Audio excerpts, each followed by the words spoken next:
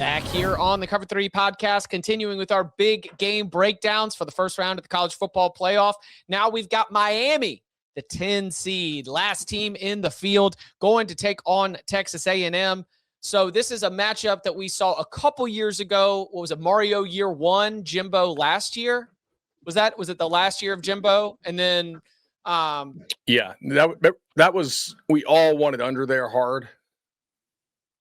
Yeah. And like wanted it early in the week, and then it got hammered, and we're like, still an under, I think. And it was nasty. It was a ground and pound type game.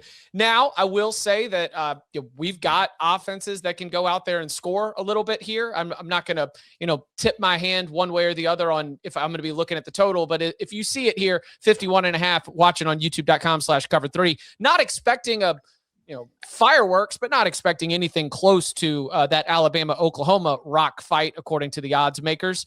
Tom, here, as you start peeling this matchup back, what are the most important parts to you? A few things stick out to me that will be interesting to watch how they play out. One is Miami's been phenomenal down the stretch, but Miami hasn't played anybody for a while. And like this was when we were talking about Texas A&M Texas a couple weeks ago.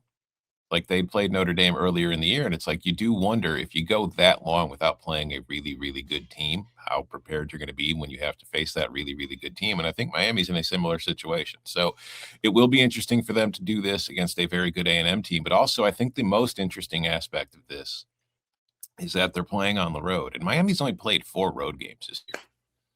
And they lost one of them to SMU. But offensively, they've kind of been the same team on the road, but defensively hasn't been nearly as good when they left Coral Gables. Like they allowed 0.62 points more per possession. Their success rate drops from 66% to 58%. Their explosive rate explodes from 7% to 11.5%. And their pass EPA goes from 0.20 per drop back to negative 0.05, which is a pretty significant drop. So for whatever reason, defensively, they have not been the same team outside of Miami. And now they're going to be on the road in a very, very, very, very loud environment. And it's going to be interesting to see how they adapt to that and how they handle it. And then also because we've seen Carson Beck, when he faces good defenses and he gets kind of flustered and you put pressure on him, he will make mistakes. So can they protect Carson Beck? Can they continue to give him clean pockets like he has seen for the last month and allow him to just do what he does best? Or will Texas A&M get that pressure on him? I think that's going to be key. Agreed. I think the run game is going to be huge for both. I mean, like if you said what's the one, and it's pretty cliche, but I do think this is a game where I like both quarterbacks, but they are kind of similar in the fact they've been pretty up and down. Like what version are you going to get?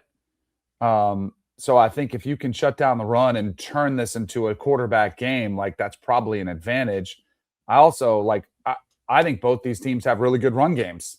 So I'm kind of curious to see. Miami's been sprinkling in Pringle more, the freshman, who's kind of added an element to their run game that they didn't have. I mean, I'm trying to see if Le'Veon Moss, any update on his health, if he's playing or not for A&M, would be interested to see. Reuben Owen's been pretty good for them, so they've had the two-headed monster, but you kind of want to be full strength going into this one.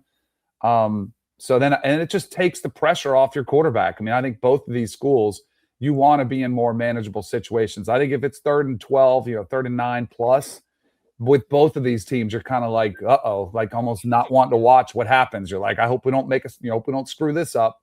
So I think the run game is going to be huge. It was interesting. Bernie in there says Miami run game is trash.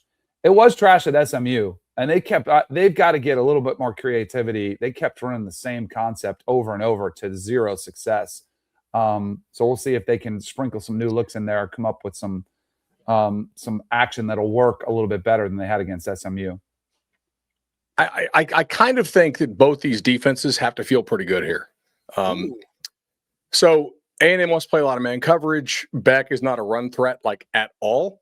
So, I think you can do that without the fear of being burned, by Carson scrambling. He's also not a guy who throws on the run real well. So I do think if you're A&M, it's like, all right, cool. We don't have to get out of our comfort zone here in order to play our defensive game plan that we want to play.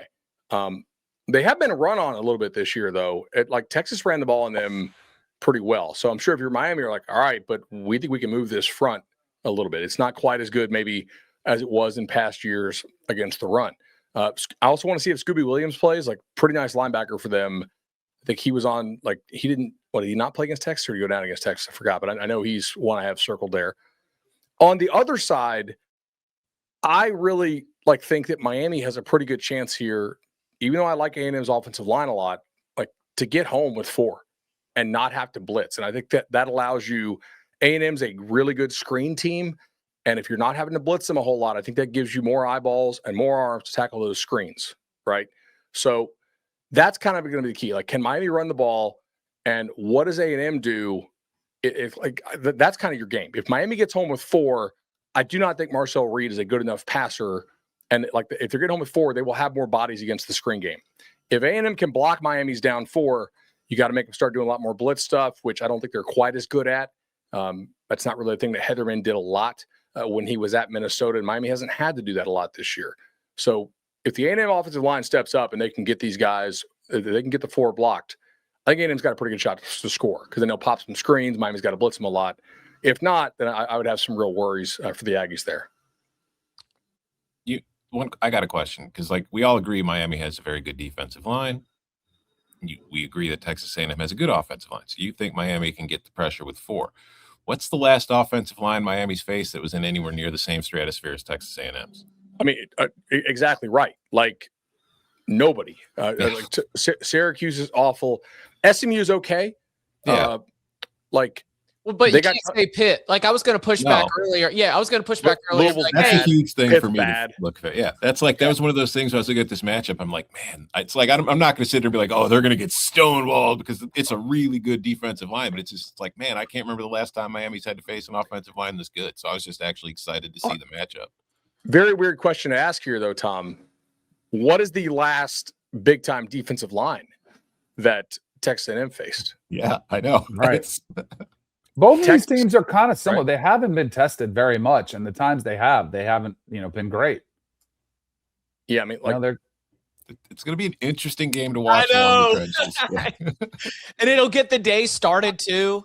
Oh man, whoever loses this game is going to be so pissed. To their credit, A&M handled LSU's D-line quite well, and I think LSU is pretty good.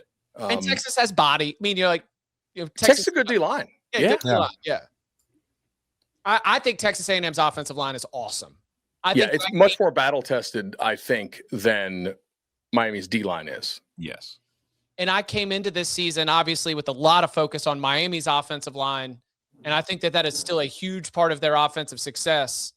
But maybe that's the preseason bias versus what you see. I at the end of the season, I'm like, yeah, but the Maroon Goons are awesome. That Aggies offensive line could really cause some problems. And talk about the run game. I think EJ Smith has been really good, stepping up with a little bit more reps. There's just a lot of depth and versatility in that room where no updates yet from Moss. I don't think in terms of whether Le'Veon Moss will be able to come back, but I still think they've got a lot of bodies to be able to, try to keep that Miami defense from pinning its ears back.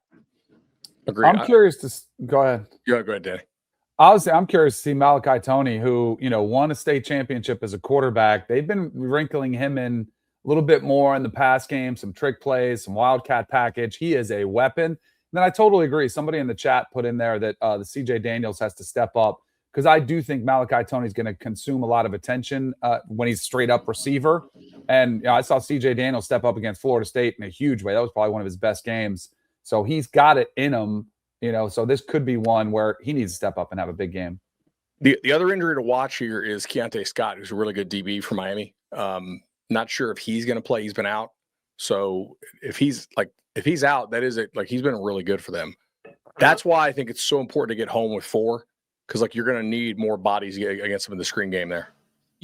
They're a little bit low on defensive backs in general, right? Just through the season have taken a little bit of attrition in that sort of that end of the depth chart. Not quite as bad as it was the end of last year. I think they did a good job of throwing bodies at the problem in the portal this offseason. But yeah, they're definitely not as healthy as they once were. I do think that's interesting too, because we talked a lot about Miami's defensive back overhaul in the portal this offseason, and it's worked. Good job, everybody. But they're facing Concepcion and Craver here. probably the two best receiver, like as far as receiver cores, I would argue it's the best receiver core they've seen all year. And if their defensive line doesn't get the same kind of pressure that they're accustomed to getting week in and week out, do we see the secondary struggle in a way we haven't had to see them deal with so far this year? But I will say, overall, this is a great narrative bowl for fans because no matter who loses, somebody was a fraud the entire time. Yeah, that's what I'm saying. I'm Yeah. so excited. And it'll be 11 a.m. local. Yeah. It'll kick off the day. Neither of these teams have ever participated in the college football playoff before. Oh, buddy. You like how I think it was really smart for ESPN, ABC to like sacrifice the two games that are supposed to be blowouts. We'll see when we preview those. But saying, you know what, we'll sacrifice those to the NFL. We'll put those in we'll take the Friday night prime time. We'll take the early window before the NFL games kick off, and then we'll see what happens in the late ones. Danny, I was told on Twitter that it's completely random. Actually, random, dude. No. Interesting. I was very upset yesterday, by the way, to find out that the Bears-Packers game this week is on Saturday night. Saturday Ooh. night, 8 p.m. kickoff. Yeah. 2 screens. Get them all. There I is an know, but obvious zone thing here. It's not Like, the same. Like you wouldn't put the Oregon game at 11 Eastern or Right. 11 Central. Like that would be Right. silly. Yeah, oh, yeah. I mean, that's 8 local. Right. Or no, excuse me, Yeah. 9 local. 100%. Any other X factors that we should watch here in this one? Another fun game. What's Miami's Lazy fatal alert. flaw? Well, yeah. What is the prop bet for interceptions for each quarterback? 1.5? I would set No. it at 1.5. Or is it a half? 1.5 I would heavily combined. juice the under. You could You just would. parlay over 0.5 for both of them. This is like I think the most important leverage game because like it's a higher total a little bit. I really don't trust Reed on obvious passing downs. And I really trust Elko's third down defense. They're like their third down packages are really good. They seem to pride themselves on it. They get off the field really well on third down, especially when you don't have to respect the run and you don't have to respect Beck's legs at all. So like whoever can stay ahead of the chains a little bit. That's why I think tackling the screen game, it's such an extension of A&M's run game is so important here. A lot of fun. Again, that game will get you started on Saturday.